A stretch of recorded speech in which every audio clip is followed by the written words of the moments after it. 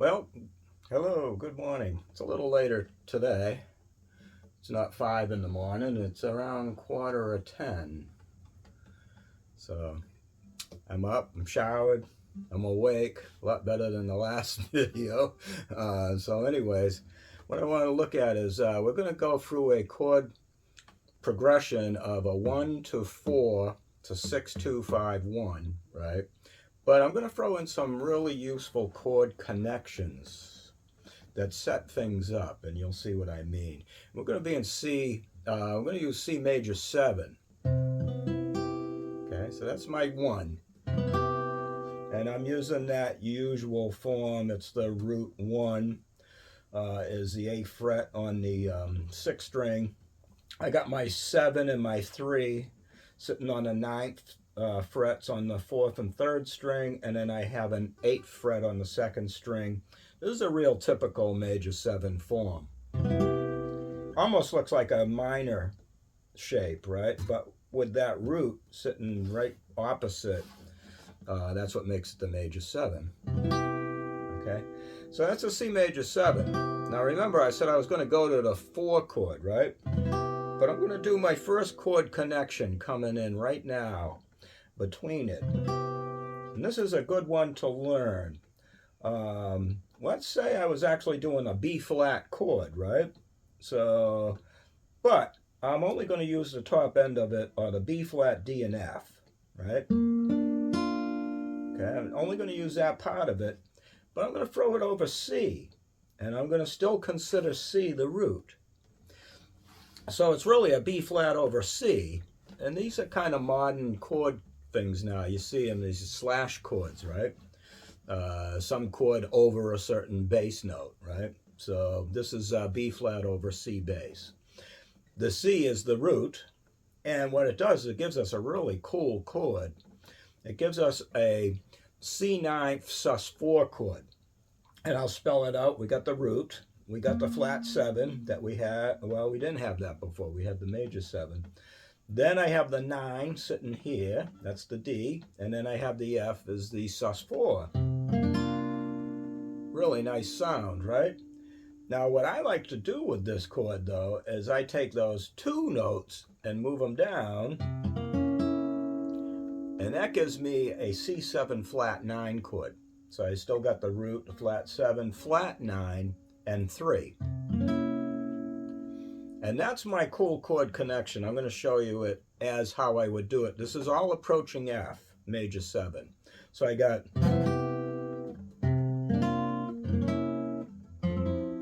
see?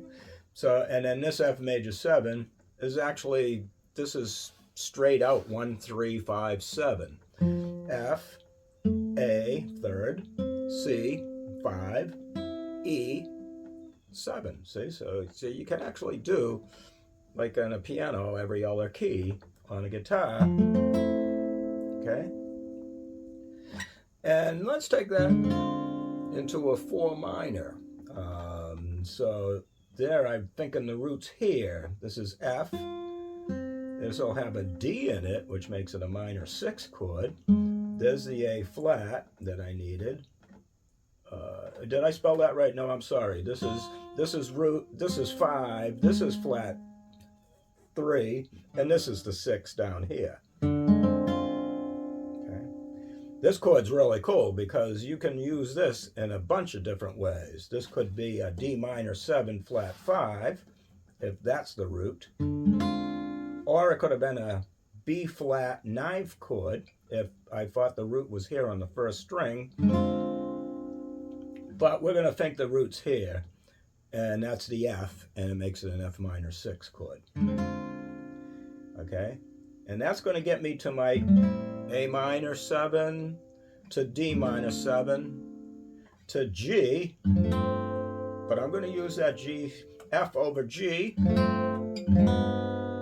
down to that G flat 9 chord, and then back in the C major 7. Okay? So that's the entire progression. So let's try it out at tempo, and it's going to be like a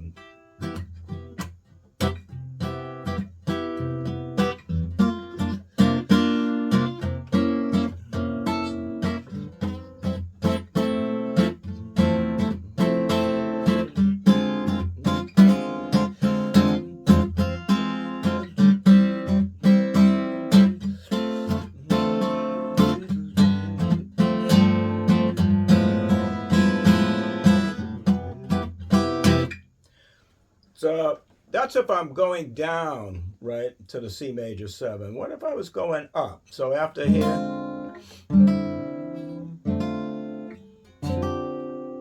there's a G7 sus4 and another way of playing it. So I got my root here, flat 7 here. I can throw my sus4 there, and I can have my 5 there.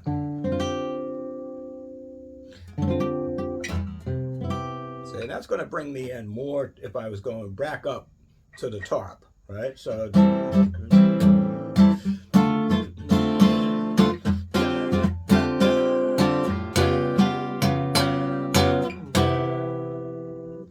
and then there I did another little chord connection thing that I like to throw in. So if I'm ever doing a G7 sus4 this way, I can take these two notes down, and voila, we end up on that G7 flat 5 chord. Remember that one from the last one? So in other words, this could have also been the D flat 7 sus 5, D flat 7 flat 5 chord. Got me back into my C major 7. So, right.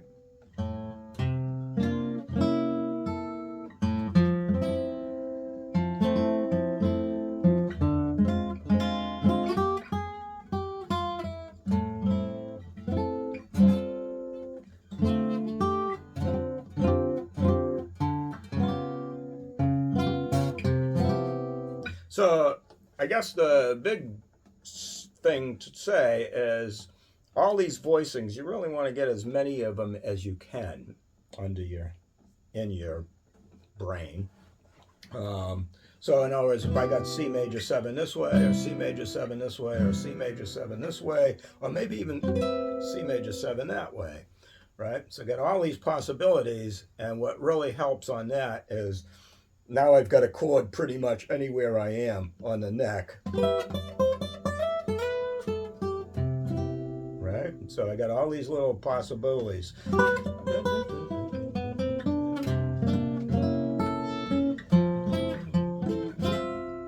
That was a whole flurry of F. F major 7, F major 7, F major 7. Right? And then I took that to F minor 9. F minor 6, I'm sorry. And then to A minor. Well, maybe I'll do A minor up here. There's my D minor. Geez, you know, it kind of almost looks like my F. Right? I had an F major 7 I was doing this way. Well, F major 7 can sub with D minor 9.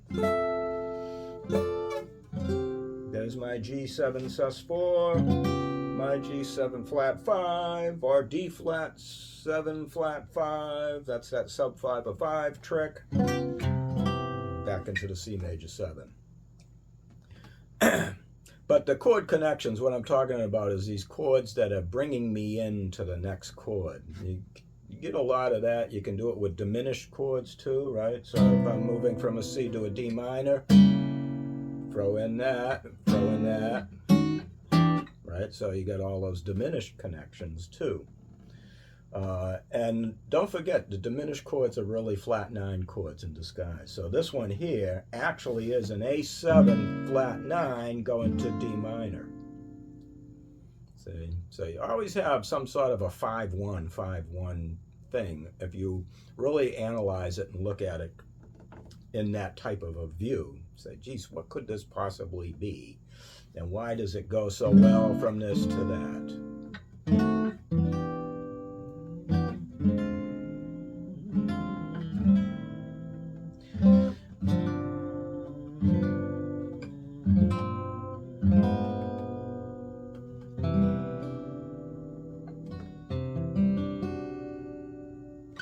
And another little thing to think about too is, you know how I did B flat over C, right? That's always guaranteed to give you a nice sus4 sound, right? But you know, you can also do D over C. And that gives you the Lydian sound. So it really sounds like a C with a sharp 11 in it. I got C, I got E, A, D, F sharp. Okay. And, you know, I notice a lot of people say, hey, you know, I like how you sing everything you do. And last night I was watching Peter Martin. He's one of my favorites on the Open Studio Jazz. I like watching that channel. I like him and even Adam Manis, I believe, is the other guy. And there's a few up in Open Studio Jazz. It's a nice channel. Check them out. There's a lot of cool little things. They do a lot of shorts, and then they'll do some full-length things. But Peter was also saying, he's, you know, you should sing your notes because that puts it in your ear.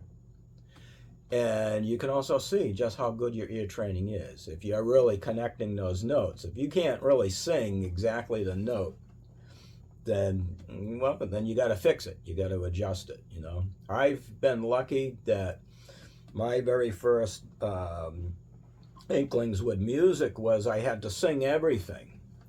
So I had to go do. I was a little off, but not by much. Do, sol. And you'll notice I'm using solfege sound, syllables, right? Do, do, re, mi, fa, sol, la, right? Te, da, boom, right? So you should be able to actually go through all your intervals and be able to recognize C, F sharp, C, G, C, G, G, C, E, dun, dun, dun, right? And some people actually just learn songs and learn that interval relationship to help them get their intervals down, so you can use memorable songs to understand it that way. I've known a few people have done it that way. I was just forced to actually just really actually sing anything that was going on. So C, C flat, C, D flat, da, da, da, da, da, dee, da, da, da, da, da, da, da, da, da, ya, da, ah, ah, ah, ah, ah, ah. See, if I ever hear that interval on a C chord, oh, there's my major seventh. See? So ear training, developing both types of pitch. Perfect pitch is being able to do just what I did when I went do. See, I sang it first, then played it. That means I know exactly what that C sounds like up in here. Okay, I've memorized its vibration. So that's perfect pitch. That's turning yourself into a nice tuning fork. And then when I go through intervals, that's relative pitch. Okay, how do those notes relate to that perfect pitch tone that you have in your head? So you should be able to go through any one of your intervals and make a good understanding of it, of how it should sound, or recognize it. I get, you know, it's more for recognition. I am tasked a lot of times with learning songs that I've never heard before, and I usually can nail them in one take. As a matter of fact, I just play them as they're going. I don't have to, you know, sit down and, geez, what was that? Oh, what was that? You know, and work it out. No, I just go. I just go with them. You know, if you do it enough times, you'll find that that's it. You can just play. Because there's a lot of situations where I get called as a fill-in, and I don't have time to learn all the music, so I'm there and I can play. So it's a nice gift. I seen in the news recently that left-handers, I'm a lefty, even though I play right. I like having my dexterity here on the fingerboard. that left-handed actually has a better perception of pitch recognition. It's just something that has to do with left-handedness. What part of your brain is recognizing frequency and pitch sounds, vibrations. So hey, so scientifically it's been acknowledged that, okay, thanks, very good. I like that left-handed thing. So anyways, that should get you going. So the main topic of the day was chord connections, and yes, I know I rambled on into ear training and different things like that. So, but it's all good. It's all good. So enjoy and have a wonderful start of your day. Thanks.